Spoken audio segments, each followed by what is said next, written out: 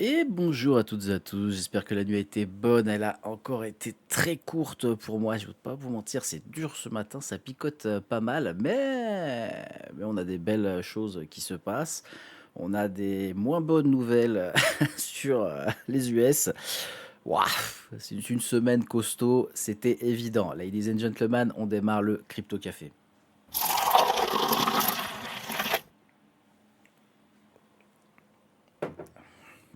Allez, comme d'hab, c'est parti pour un tour. Le Fear and Greed Index ce matin dans l'aperçu du marché des cryptos. On est à 29, on est toujours dans la peur sur ce fameux marché. Rien d'étonnant avec tout ce qui se passe. On verra par la suite ce que ça va donner. Honnêtement, je n'ai même pas envie de commenter cette peur ce matin puisque je peux la comprendre totalement. À côté des ETF, écoutez, bah, il n'y a pas grand-chose, hein. Il n'y a que de la sortie là depuis le 16 janvier. Il y a que de la sortie, donc c'est vraiment pas fou. Hier, très légères entrées, très timides, mais uniquement sur Ethereum.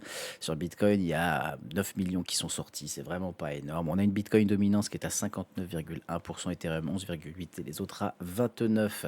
Ce qui est intéressant de regarder, c'est que c'est pas très très volatile depuis hier, mais il y a un petit rebond. On va surveiller ça gentiment. Côté des cryptos, le prix des cryptos ce matin, on a un Bitcoin à 88 400 dollars, on a un Ethereum à 2940 dollars, on prend un petit 2,56% et c'est plus ou moins stable sur l'ensemble des alts, sauf Hype, hyper liquide qui explose 24% quasiment ce matin. On regardera le graphique tout à l'heure. Je vous avais dit que je le suivais depuis un moment. Et ben, on a bien fait de le prendre très clairement parce que ça fait plaisir. On a ZEC qui prend un petit 6,35%, Monero qui prend un petit 2,37%, c'est très très très léger ce matin. Suis mon ami qui devrait être le prochain à péter, malheureusement on l'a perdu mais c'est pas grave, là-dessus on en a encore d'autres, on est sur Solana, AVE qui ont aussi de très très très belles choses à nous proposer. Solana, j'adore clairement ce qu'il nous fait. Donc Crypto Jérém qui va nous régaler, je le sens. Il va nous mettre encore très très bien. Ça fait plaisir, ça fait plaisir. Hbar, qu'on surveille un petit peu moins, mais quand même à surveiller parce que j'aime bien son petit graphique aussi à celui-là. On est à 10 centimes dessus. Le Toncoin à 1,50 $. Bon, à surveiller, mais sans trop de prévision dessus, j'ai envie de dire. Chronos qui est sous les 10 centimes. On n'a pas grand-chose de plus ce matin de mémoire sur les Alpes. PP qui prend quand même un petit 4,5%. Mais bon, encore, ça reste du même, même si je pense qu'on pourrait avoir des surprises dessus. NIR qui est à 1,47 $. Ça fait longtemps, hein. Eh, c'est pas cher, ça fait longtemps, je sais qu'il y en a qui l'attendaient que je le dise. C'est pas cher, ça fait chier un peu ce qu'il arrive, etc. Mais bon, là, on pourrait avoir un petit rebond sympa sur les prochains jours. Va falloir en profiter, je vous le dis, c'est ma vision de la chose. Va falloir profiter, je pense, de ces prochains jours si on a vraiment ce rebond qui se valide. Parce qu'après, ça va pas être la même. Ça va clairement pas être la même et c'est que sur quelques jours. Écoutez, on va s'arrêter là pour les cryptos. Il n'y a rien de plus à dire, hein. Grand vainqueur du top 50 aujourd'hui. Pour l'instant, c'est hyper liquide. Ça fait plaisir. Je pense qu'on aura certains alts comme Solana, Sui qui vont suivre dans la foulée. On reste patient, ça peut encore être d'autres surprises, bien évidemment. Côté du calendrier économique, allez, aujourd'hui à 16 heures, on a la confiance des consommateurs, la fameuse conférence board. Très attendu, très très attendu en termes de chiffres, donc il va falloir surveiller. Est-ce que les prévisions seront aussi bonnes que ce qui est... Est-ce que le résultat sera aussi bon que les prévisions? Excusez-moi, je suis pas très bien réveillé, dormi 3 heures. C'est complexe ce matin. Discours de Trump aux US. Bon, alors allez, je fais le petit point tout de suite. Les US qui sont sur tous les fronts en même temps. Et là, on a quand même une sacrée menace de nouveaux shutdowns aux US à partir du 31 janvier. Je vous en ai pas parlé hier ni avant-hier parce que les rumeurs, c'est bien, mais tant qu'il n'y a pas vraiment des faits qui sont posés, bah, ça sert à rien d'en parler tout simplement. Là, ça commence vraiment à être posé, c'est plus que des rumeurs. Il y a eu des discours qui ont été faits par, nos amis, du Congrès, par les démocrates. Donc, je pense que là, ouais, on se dirige quand même sur un nouveau shutdown des US et ça serait clairement pas bon, pas bon, pas bon du tout, pour, la Fed. Parce que même si la Fed est totalement, indépendante de tout ça, la Fed est data dépendante. La Fed a besoin d'avoir des résultats économiques, ils ont besoin d'avoir des données pour pouvoir se prononcer sur une baisse ou non des taux. Et comme vous le savez, je sais qu'on en va. Je vous le dis, en janvier, on n'en aura pas. Mars, je ne pense pas qu'on en aura. La vidéo arrive ce soir, max, j'espère, si tout va bien, pour vous expliquer tout ça. Mais vraiment, là, je j'aime pas du tout, du tout, du tout. Donc, ça va tenir peut-être quelques jours, quelques semaines, mais à un moment donné, ça va pas être possible que de tenir comme ça sur le long terme. Côté des news crypto, écoutez, ce matin, je retiens celle-ci. Celle-ci qui est waouh, c'est coquin, c'est coquin. Comme quoi on peut vraiment plus rien faire, en Europe. Les Pays-Bas, donc les taxes sur le bitcoin qui se resserrent quand elles ciblent les gains non réalisés. Vous savez que c'est un sujet dont on parle depuis, longtemps maintenant.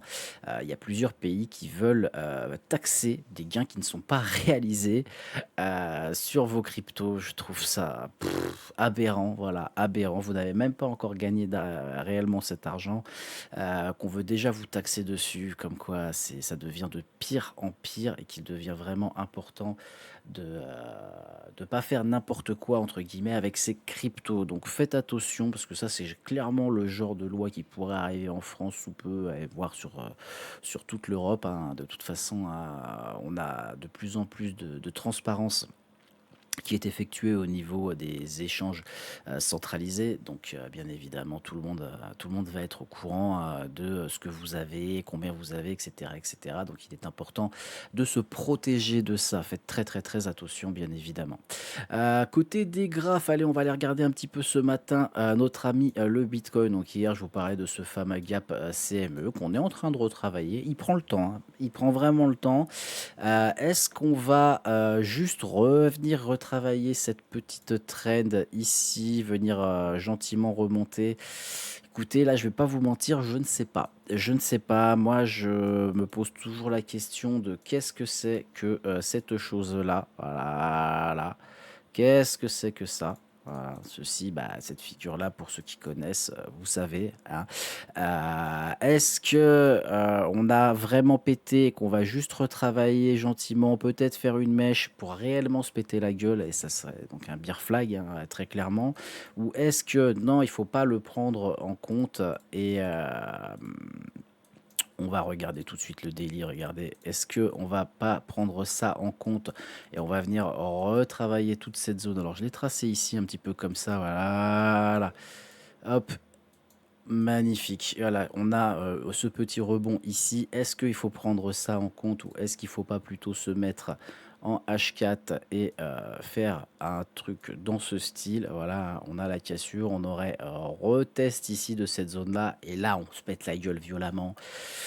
Les 2 cas de figure sont possibles, les 2 cas de figure sont possibles très clairement pour moi. On a une petite divergence quand même, hein, qui est fixée ici, donc il va falloir être très, très attentif sur cette fin de semaine et sur, début février, puisque ça, je pense que si on doit vraiment venir péter, ça arrivera d'ici mi-fin février, tout simplement. Ça va pas être, très, très violent, à mon sens, sur Bitcoin et c'est là où je rebondis après sur les alts qui, à mon sens, vont beaucoup plus profiter de ce qui se passe, très clairement. Côté d'Ethereum, on regarde également le H4 sur le CME. On avait notre petit gap ici qui a déjà été comblé, lui, pour sa part. On en a toujours un petit ici. Est-ce qu'on va venir rebondir? Là, honnêtement, c'est pareil, c'est pas évident de se prononcer. On a quand même les 0,5 de Fibo qui correspondent à une sacrée résistance et quand on vient tracer une simple traîne, hein, encore une fois, moi j'aime bien les choses simples. Faire simple pourquoi faire compliqué quand on peut faire simple? Il vous suffit de regarder cette petite traîne-là. Est-ce qu'on va venir faire pareil? Revenir travailler, travailler, travailler et après bam, se péter la gueule et là, vous voyez que ça nous emmène déjà à mi-février, approximativement. Donc il va falloir faire très attention à tout ça. Je pense qu'on n'est pas au bout de nos surprises. On voit qu'on a un petit gap également en daily qu'on a retravaillé en mèche, mais c'est pas comblé réellement. Donc Ça me plaît pas, forcément. Est-ce qu'on viendra retravailler toute cette zone-là qui est creuse? C'est fort probable également. Donc là, observation, on est déjà positionné plus bas nous de base, donc observation si vous n'êtes pas, dedans. Allez, je fais le petit débrief du coup du coquin. Hype, donc je vous avais dit que je le surveillais très activement, j'avais posé un petit trait dans le chat, parce que ça me plaisait, vraiment bien. Encore une fois, voilà, moi j'aime bien les choses simples, pas compliquées. Je vous mets pas 10 000 indicateurs, c'est inutile de foutre 10 000 indicateurs. On a une trade line simple, 1, 2, 3, 4, 5, 6, 7 points. On traverse, on vient faire un retest. Il n'y a pas de vraie div, à mon sens, là-dessus. Quand on regarde le RSI ici, RSI ici, on fait plus bas, plus haut, plus bas, moins bas, plus bas, plus bas, moins bas. Là, par contre, on vient retester encore une fois. Et ça, c'est une zone d'entrée qui est très intéressante. Encore une fois, moi, j'aime pas rentrer que là-dessus. Mais là, on a une belle divergence qui s'est créée. On a eu un petit rebond technique là-dessus, ce qui a permis de prendre le trade. Et puis là, bah, on est en train de se régaler, d'aller chercher les petites liquidités de cette zone-là. Donc déjà TP3, plus de 80% du trade est terminé pour ma part. Rentrez pas sur là-dessus n'importe comment, faites attention.